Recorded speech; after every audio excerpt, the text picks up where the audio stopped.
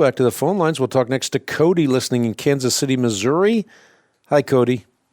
Hey, Hank. Thanks for your program. Really appreciate that. You got it. I had a quick question. With the elections coming up, I've recently started a relationship with a lady, and she's Catholic, and I'm just a Protestant Christian. We started talking about the election, and I obviously don't know the faith, but they seem like they're really hung into traditions and stuff like that. And I asked her a couple of questions about the differences, and she really couldn't give me an answer. And it seemed like with the reason I was calling with the elections and everything, that they were just strictly Democrat and weren't open to any suggestions on the outside of that. Yeah, well, this is not a Catholic dogma. There are many Roman Catholics that are very concerned about what's happening with respect to the issue of life and much more. So this is a particular Catholic family that has that perspective, but it isn't a universal belief at all within Roman Catholicism. I have many friends and academic thinkers that are involved in Roman Catholicism who hold very strongly and are great champions for issues such as the ones just now mentioned.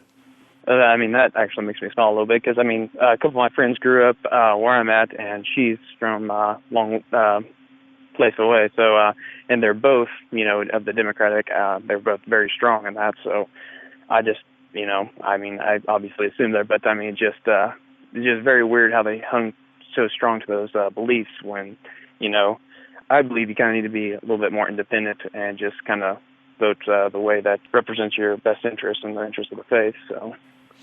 Yeah, in interest of the faith. I think that's the primary issue. We want to make sure that we are stewards of our time, talent, and our treasure. We need to be involved in every sphere of life that we have an opportunity to be involved in.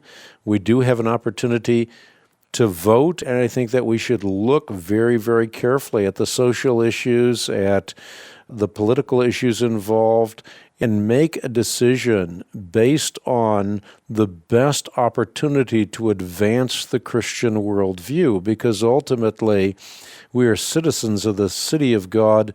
We want people to be impacted. This country has been a hugely important country in terms of the advance of the gospel, the missionary enterprise, and the like.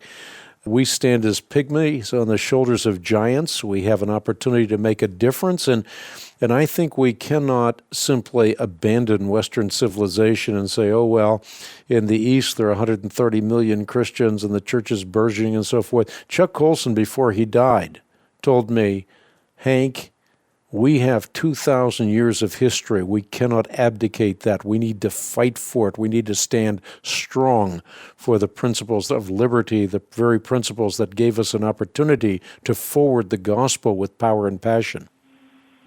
Hope that helps. Yeah, that helps a lot. Is there any passages that you can actually suggest for, persuading, or, not even persuading, just informing on political views and stuff like that? Yeah, one of the great passages is Romans chapter 13, but beyond that, there's also an article which I think could be transcendently important. It's on the web. You can check it out at equip.org. And that article is titled, Is It Permissible for a Christian to Vote for a Mormon? But it gives a lot of the principles that we just now enunciated in answer to your question. So check that out on the web at equip.org. We'll be right back.